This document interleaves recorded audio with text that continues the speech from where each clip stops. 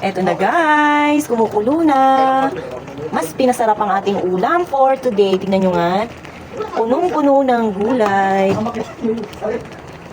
So yan guys, maraming gulay. Yan.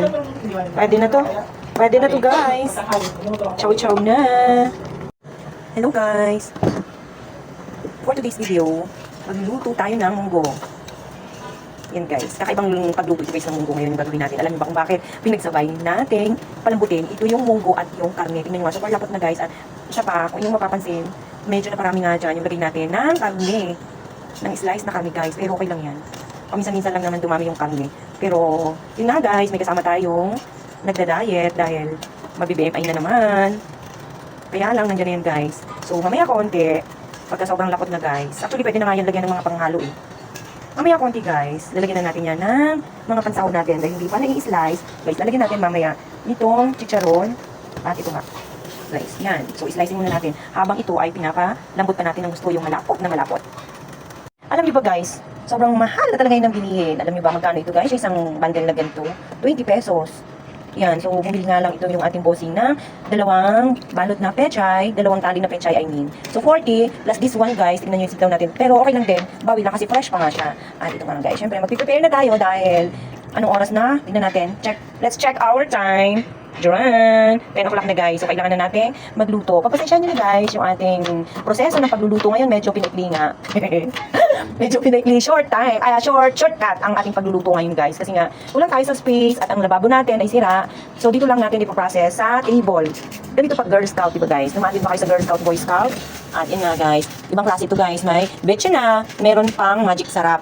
Pero kung ako guys, sorry lang. Pero kung ako guys, nilalagyan ko pa yan siya ng beef cubes.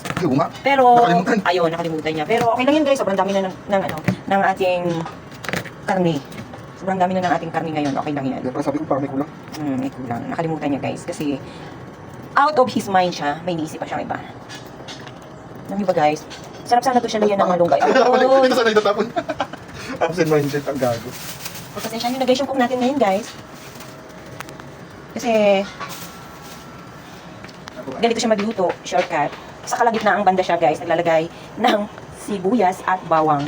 Ganun pa man guys, makikita nyo pa rin yan sa ating menu for today. Yan, munggo with karne, pork. Lambot na siguro ito na. Malambot na yan dong, kanina pa yan dong. Dapat ko ng lababo. Yan talaga dong, barado yung lababo namin guys. Kaya, yan, mahirap lang kami for today's video. Ay, ito ba lahat to? Yes. And, dami? oo. And look guys, yung kanyang sangkalan, so cute. Cute pa siya sa akin. Pero hindi ko feel, mas cute pa pala ako dito guys. Hindi ko matatanggap na cute siya. So, yan. Nadadamihan pa siya dyan guys ha. Isang tali lang naman yan. Waiting ang ating ulam na paglalagyan ng gulay. Yun guys, unahin natin yung tangkay dahil medyo matigas na yan. Pinagsabay natin, ito yung tangkay at ito, pinasabay natin ang tangkay, ng pechay at ng sitaw para lumambot. Mauna silang lumambot guys. Hindi pwedeng sabay-sabay. Sabay-sabay tayo! Kain na. Ayan. Siyempre guys, ito nga pala, turug-turugin na natin ito para, yan, sige na natin dito guys.